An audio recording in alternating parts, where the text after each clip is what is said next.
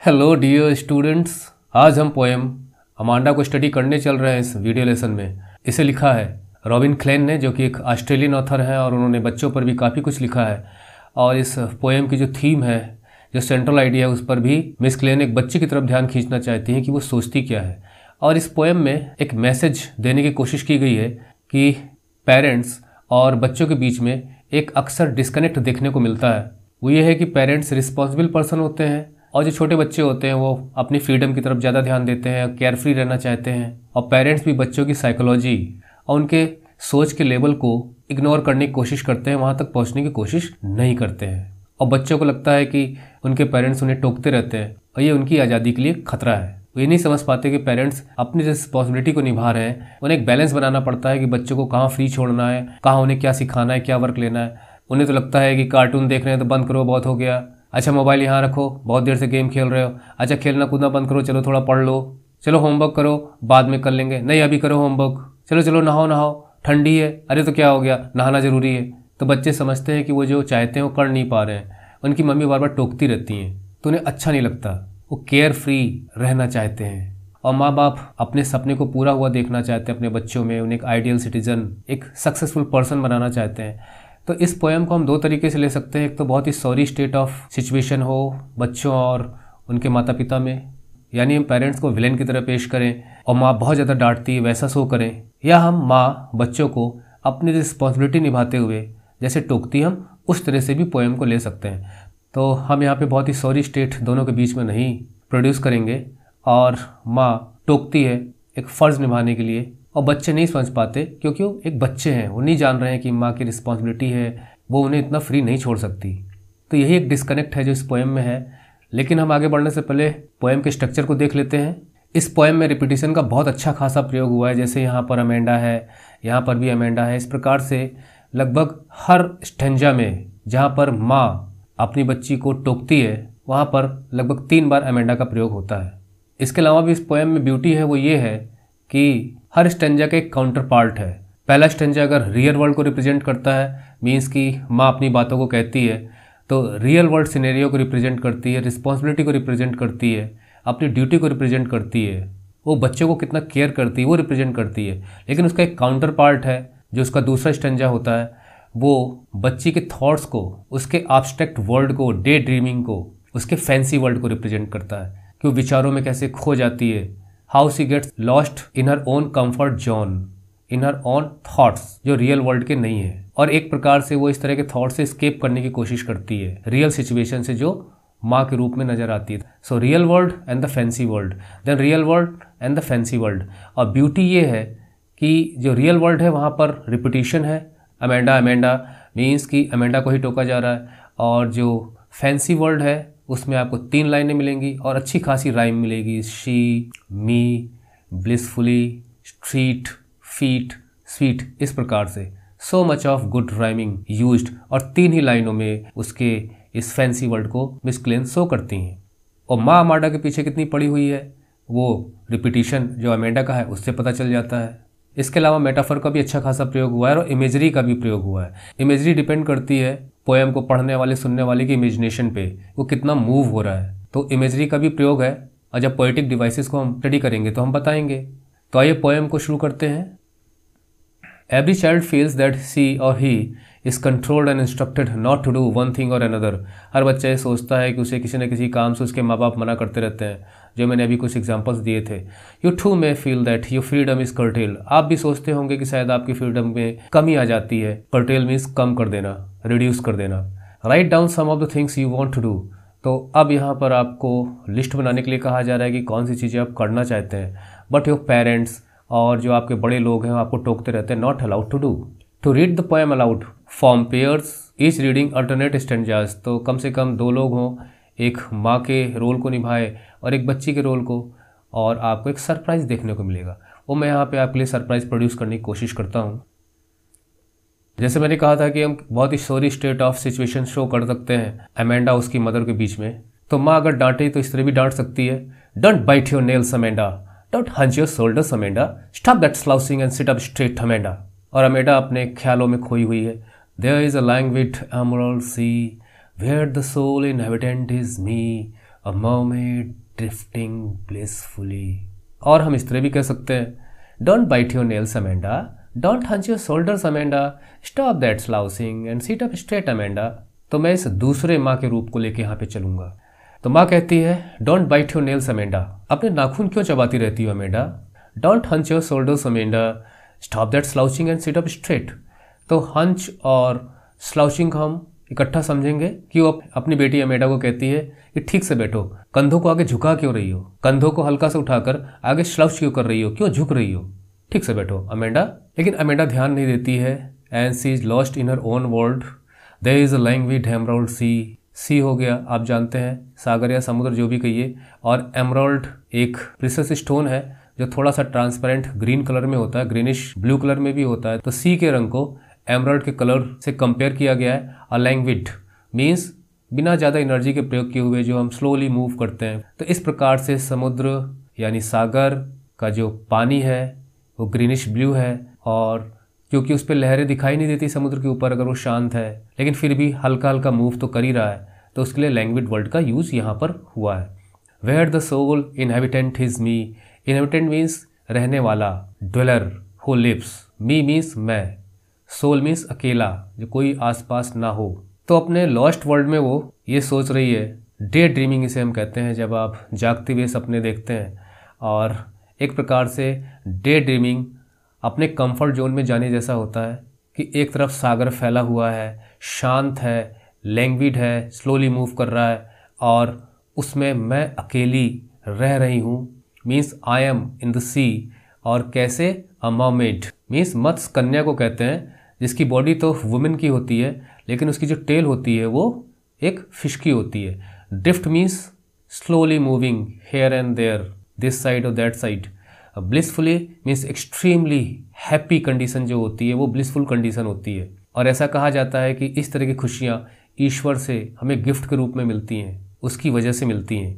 तो no see the contrast, यहाँ पर 3 बार अमेंडा यूज़ करती है माँ कि ठीक से बैठो, अपने नेल्स क्यों बाइट कर रही हो। अक्सर जब हम सोचते हैं कुछ तो हम नेल्स बाइट करते हैं, और माँ उसे टोक रही है और ये सोचती है कि माँ देखो जब मुझे टोकती रहती है, सी ऑलवेज नेक्स एट मी। तो यहाँ पर वो अपने वर्ल्ड में खो जाती है जो मैंने अभी एक्सप्लेन किया। आइए इनके पोएटिक डिवाइसेस को देख लेते हैं। पहले राइमिंग स्कीम, तो अमेंडा ए और ए, यहाँ पर ये हो जाएगा बी। यहाँ पर ना ए से ना बी से कोई राइमिंग वर्ड है तो हम इसे सी दे देंगे, और मी एंड ब्लिसफुल ये भी सी। तो ए बी सी। और यहाँ पर एनाफोरा का प्रयोग हुआ है, डोंट। जब कोई वर्ड या फ्रेज या क्लॉज रिपीट हो जाता है बिगनिंग में दूसरी लाइन में जाके, तो वहाँ पर एनाफोरा का प्रयोग माना जाता है। एलिट्रेशन को भी देख लीजिए, यहाँ पे जब consonant sound near by words में या सीरीज ऑफ वर्ड्स में रिपीट होती है, जैसे यहाँ पे एस है, यहाँ पे एस है, यहाँ पे एस है, यहाँ पे एस है, तो एलिट्रेशन का प्रयोग हो गया। और इमेजरी भी यहाँ हम निकाल सकते हैं, कैसे, बाइट्स वो चबा रही है और शोल्डर को झुकाने की बात हो रही है, सीधे बैठने की बात हो रही है। तो ये सब मूवमेंट्स अगर आपको विजुअलाइज हो जाते हैं आपके माइंड में तो इमेजरी है यहाँ पर। और अमेंडा के आगे देखिए आपको एक्सप्लेनेशन का मार्क लगा हुआ है, तो वो एड्रेस कर रही है अमेंडा को, और थोड़ा सा टाइट भी है, अमेंडा को टोक रही है बार बार उसका नाम लेके, और अमेंडा ध्यान नहीं दे रही है। इधर देखिए यहाँ पर मेटाफोर का प्रयोग हुआ अच्छा खासा। सी को एमराल्ड और लैंग्वेज से कंपेयर किया गया है, तो लैंग्वेज और एमराल्ड का यहाँ पर मेटाफोर का प्रयोग माना जाएगा। आप जानते हैं सक्सेसिव पॉइंट्स में हम बताते चले आ रहे हैं कि जहाँ पर कोवर्ट एक कंपैरिजन होता है और अनलाइकली अनरियल होता है, और इनके बीच में कंपैरिजन होता है और जनरली अनलिंक्ड होते हैं, कहाँ सी कहाँ पे एमराल्ड। इसके अलावा यहाँ पर अपनी वो तुलना करती है मर्मेड से, तो ये भी कंपैरिजन है अमेंडा और मर्मेड के बीच में। तो यहाँ पे भी मेटाफोर का प्रयोग हुआ है जिसे हम रूपक अलंकार कहते हैं, अपने को वो मर्मेड के रूप में समझती है। इसके अलावा ड्रिफ्ट कर रही है, खुश है, ये सब इमेजरी का प्रयोग यहाँ पर है। आपकी इमेजिनेशन पे डिपेंड करता है कि आप कितना विजुलाइज कर पा रहे हैं। और इसके अलावा यहाँ पर इसे एक ब्रैकेट में शो किया गया है। तो ये हो गया आपका रियल वर्ल्ड, ये हो गया आपका fancy world. Now we move forward. फिर वो टोकती है माँ, तो मैंने कहा कि मैं बहुत डांटते हुए नहीं चलूँगा यहाँ पे, और माँ एक रिस्पॉन्सिबल पर्सन के नाते टोकेगी तो ही। Did you finish your homework Amanda? Did you tidy your room Amanda? I thought I told you to clean your shoes Amanda. तुमने अपना गृह कार्य किया अमेंडा? ओह, तुमने अपने रूम को साफ़ किया, उसे ऑर्डर में किया, ठीक ठाक तरतीब से लगाई चीज़ें कि नहीं लगाई अमेंडा? और मुझे ख्याल है मैंने तुम्हें कहा था कि अपने जूतों को भी क्लीन कर लेना, पॉलिश कर लेना, साफ़ कर लेना, ये सब अमेंडा तुमने किया कि नहीं किया? अब यहाँ पे क्वेश्चन, यहाँ पे माँ ने उसको टोका कि ऐसा मत करो, वैसा मत करो, डूज एंड डोंट्स, और यहाँ पे वो क्वेश्चन कर रही है कि जो मैंने कहा था वो सारी काम हुए कि नहीं हुए, होमवर्क किया कि नहीं किया? नहीं किया तो करो। अब अमेंडा का तो मन कुछ और ही है, वो फिर अपने ड्रीम वर्ल्ड में चली जाती है। पोएटेस यहाँ पे शो करना चाहती है कि बच्चे आखिर उतने रिस्पॉन्सिबिलिटी के लेवल को नहीं समझ पाते।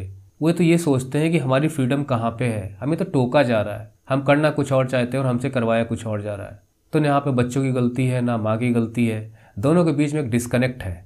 हाँ, उस डिस्कनेक्ट को पेरेंट्स बहुत अच्छे हद तक बैलेंस बनाकर बच्चों को समझाकर दूर कर सकते हैं, लेकिन ऐसा हो नहीं पाता। बच्चे खेल रहे हो तो कभी भी एक आवाज़ में वापस नहीं आएंगे, लेकिन अगर वो होमवर्क कर रहे हो, पढ़ रहे हो, कुछ कर रहे हो, अच्छा बेटा बंद करो, बाद में कर लेना, खेलने जाओ, तुरंत एक आवाज़ में ही मान जाएंगे। एक जगह मैंने एक पोस्टर देखा था जहाँ पर मैंने देखा कि छोटे बच्चे हैं, उनकी 2 फोटोज़ थी, स्कूल सेम था। एक में वो पैदल जा रहे थे वॉक करते हुए और एक में वो दौड़ कर भागते हुए नज़र आ रहे थे। तो दिखाया गया कि जब वो स्कूल में जा रहे थे तो वॉक करते हुए जा रहे थे, लेकिन जब वो स्कूल से छुट्टी में बाहर निकल रहे थे तो दौड़ते हुए बाहर की तरफ निकल के आ रहे थे। तो इसका मतलब उन्हें तो एक प्रकार से स्कूल प्रिजन जैसा लग रहा होगा, कब छूटे इससे, कब छूटे इससे। बच्चे ऐसे ही होते हैं, इसमें माँ की भी गलती नहीं। तो अब वो ध्यान नहीं दे रही है और अपने वर्ल्ड में लॉस्ट है कि I am not fun roaming the street. अब यहाँ पर हम चाहें तो बहुत ही सॉरी कंडीशन बना सकते हैं कि बच्ची इतनी परेशान है, वो ये सोचती है कि मैं अनाथ ही हो जाऊँ तो ज़्यादा अच्छा है, क्योंकि ऑफन का मतलब होता है अनाथ, जिसके पेरेंट्स ना हो। लेकिन ऐसा नहीं है, वो बच्ची है, कुछ भी सोच सकती है। I am an orphan roaming the street, मैं तो एक अनाथ हूँ, मेरा कोई नहीं है, मैं यहाँ वहाँ घूम रही हूँ स्ट्रीट पे। I am an orphan roaming the street, I pattern soft dust with my hushed bare feet. The silence is golden, the freedom is sweet. तो पैटर्न मीन्स कोई डिज़ाइन बनाते हुए, सॉफ्ट मीन्स बहुत ही मुलायम, डस्ट मुलायम होती है, रेत, हस्ड means silence means बिना आवाज़ किए हुए, बेयर मीन्स नंगे पैर, अनकवर्ड, चप्पल नहीं है, कुछ नहीं है, तो बहुत ही सॉफ्ट डस्ट पे चल रही है। और चूँकि डस्ट बहुत सॉफ्ट है तो उसके पैरों के निशान बन जा रहे हैं। That is I pattern soft dust with my hushed bare feet. The silence is golden, चूँकि यहाँ पे हस्ट वर्ड ऑलरेडी यूज़ हो चुका है और यहाँ पे साइलेंस दोबारा यूज़ हो रहा है, तो यहाँ पर वो माँ की टोका टाकी से एकदम, माँ की नैगिंग से अलग एक साइलेंस वर्ल्ड में जाना चाहती है। अच्छा, चूँकि पेरेंट्स हैं, टोक रहे हैं, तो सोचती है कि वो ना ही हो तो ज़्यादा अच्छा है। अब यहाँ पर हम बच्ची को दोष नहीं दे सकते कि अपने को ऑफन समझ रही है, बस एक स्केप कंडीशन है जो डे ड्रीमिंग में उसको बनती हुई नज़र आ रही है। She just want to escape from the real world and tries to go into her own comfort zone कि if I am an orphan then nobody will there be to nag at me and ask me questions and force me to do something when I am not willing to do etc. The silence is golden. Silence तो सोने की तरह है और जानते हैं सोने की कीमत काफ़ी ज़्यादा होती है। And freedom is sweet, sweet सबको अच्छा लगता है, बच्चों को तो बहुत अच्छा लगता है, तो फ्रीडम को उसने स्वीट कह दिया। अब यहाँ पे हम पोएटिक डिवाइसेस को देखते हैं, तो स्ट्रीट, फीट, स्वीट, डिड और डिड यू, ये एनाफोरा हो गया। हम एजोनेंस और कॉन्सोनेंस को अब नहीं ले रहे हैं कि यहाँ पे ओ है, ओ है, ओ है, ओ है, तो एजोनेंस का प्रयोग यहाँ पे यूज़ हो रहा है, इसे आपको ढूंढिए। एलिट्रेशन पे हम जरूर ध्यान देंगे यहाँ वहाँ, जैसे फॉर एग्जांपल टी है, रिपीटिशन ऑलरेडी हम बता ही चुके हैं, एमेंडा एमेंडा एमेंडा। लेकिन यहाँ पर मेटाफोर का प्रयोग है, वो ये है कि एमेंडा अपने को एक ऑफन से कंपेयर करती है। इमेजरी है, रोम कर रही है स्ट्रीट में, सॉफ्ट डस्ट पे पैटर्न बना रही है, और यहाँ पर भी मेटाफोर का प्रयोग हुआ है, साइलेंस इज़ गोल्डन। तो साइलेंस को गोल्ड से कंपेयर किया गया है, जैसे गोल्ड बहुत ज़्यादा प्रिसियस होता है उस प्रकार से उसे साइलेंस बहुत अच्छी लग रही है, वो शांति चाहती है अपने आसपास। और फ्रीडम को स्वीट से कंपेयर किया गया है, जैसे मिठाई होती है, मीठा टेस्ट को बहुत अच्छा लगता है, उसी प्रकार से उसे फ्रीडम अच्छी लग रही है। और यहाँ पर अगर हम ऐड कर दें तो ये जो माँ की नैगिंग है, जो क्वेश्चंस हैं, ये उसे बहुत सावर लग रहे होंगे, या मैं कहूँ बहुत ही बिटर लग रहे होंगे, जिन्हें वो जीभ पे रखना ही नहीं चाहेगी। Don't eat that chocolate Amanda, remember your acne Amanda, will you please look at me when I am speaking to you Amanda. अब देखिए यहाँ पर शायद वो चॉकलेट खाने के लिए उठी होगी मुंह बनाते हुए, तो टोक दिया माँ ने, चॉकलेट नहीं खाना है अमेंडा, रिमेंबर योर एक्नी। अब देखो, mother is very responsible here, लेकिन बच्चे का मन हुआ वो नहीं कर पा रहा है, तो बस उसकी फ्रीडम में माँ बाधा बन रही है। जो पिंपल्स निकल आते हैं, जिन्हें मुहासे कहते हैं, तो बच्ची कितनी बड़ी है यहाँ पे शो नहीं किया गया है, लेकिन होमवर्क की बात हो रही है तो निश्चित है कि बच्ची बहुत बड़ी भी नहीं है, बहुत छोटी भी नहीं है, स्कूल गोइंग है। अच्छा, जब बच्ची भून भुना के रह जाती होगी, वो पीछे मुड़ के नहीं देखती, तो will you please look at मी, ज़रा मेरी तरफ देखोगी अमेंडा, मैं तुमसे बात कर रही हूँ Amanda, I am speaking to you Amanda. तो यहाँ पे फिर डॉन फिर आ गया, डूज एंड डोंट्स। माँ तो रियल वर्ल्ड को रिप्रेजेंट कर रही है। अब देखते हैं इसका काउंटर पार्ट फैंसी वर्ल्ड क्या है। I am Rapunzel, I have not a care, life in a tower is tranquil and rare, I will certainly never let down my bright hair. Now here was never, इसे अलग से telex में लिखा गया है। सो आई am Rapunzel, देखिए यहाँ पर वो अपने को रेपुंजल से कंपेयर कर रही है, जो कि एक फोक टेल का करेक्टर है। आपने ग्रीम ब्रदर्स के बारे में पढ़ा होगा कि उन्होंने फोक टेल का कलेक्शन निकाला था जिसे फेरी टेल्स के नाम से पब्लिश कराया था। तो उसी में रेपुंजल की भी स्टोरी है, किस प्रकार से माँ बाप अपने बच्ची को जन्म देते हैं, लेकिन उसे एक कंडीशन के तहत एक विच जो कि सॉर्सरस होती है, जादूगरनी होती है, उसे हैंडओवर करना पड़ता है और उसके बाद उसे पाल पोस कर बड़ी करती है वो जादूगरनी। लेकिन जब वो बड़ी हो जाती है, उसके बहुत ही लंबे गोल्डन हेयर होते हैं, तो ले जाके टावर पे डाल देती है एक, और उस टावर से नीचे उतरने की सीढ़ियाँ नहीं होती हैं।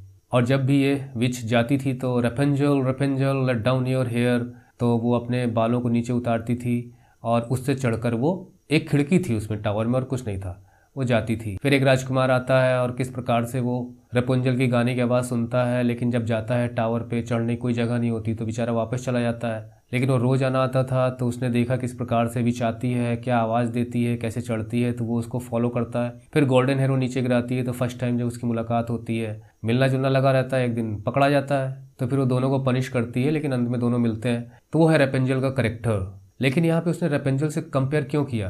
क्यों? क्योंकि आई हैव नॉट अ केयर, क्योंकि रेपुंजल टावर में थी और उसके आसपास कोई नहीं था तो साइलेंस तो था ही, साइलेंस इज गोल्डन, और उसे वहाँ पर कुछ करना भी नहीं पड़ता था, केयर फ्री थी वो। यानी कि जब माँ कहती है कि चॉकलेट मत खाओ, ये मत करो, तो मैं तो रेपुंजल हूँ, मुझे कोई फिक्र नहीं है।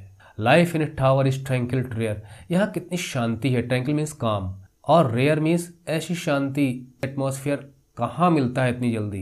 And I certainly never let down my bright hair. अच्छा, बच्ची है वो, अब उसे ये भी मालूम है कि स्टोरी में राजकुमार भी आता है, तो उसे उसका आना भी अच्छा नहीं है। मैं बिल्कुल अपने बाल गिराऊंगी ही नहीं, तो कहाँ से वो आएगा? तो बच्ची की सोच है कि वहाँ पे वो स्टोरी को भी मॉडिफाई कर दे रही है अपने ढंग से, अपने को अलग रखने के लिए। अब यहाँ पर हम चाहें तो कह सकते हैं कि बच्चे कितना दुखी महसूस करते हैं, ये है वो है, पर ऐसा है नहीं। बच्चे कुछ भी सोच सकते हैं, माँ उनकी उनके साथ कुछ भी गलत नहीं करती। तो यहाँ पे मेटाफर का प्रयोग हुआ है। नेवर यहाँ पे एम्फेसिस देने के लिए है, मॉडिफिकेशन है स्टोरी में कि वो तो बालों को गिराती है लेकिन ये नहीं गिराएगी। और हमने यहाँ पे दो करेक्टर देख लिए, एक तो मर्मेड का करेक्टर था जो कि फोकटेल का, और रेपुंजल। और जब इस प्रकार से हम रेफरेंस देते हैं किसी बाहरी, किसी व्यक्ति का, प्लेस का, किसी भी इवेंट का, तो उस स्थिति में जो पोएटिक डिवाइस यूज होता है वो है एल्यूजन। तो यहाँ पर उसका भी प्रयोग हुआ है मर्मेड और रेपुंजल के रूप में।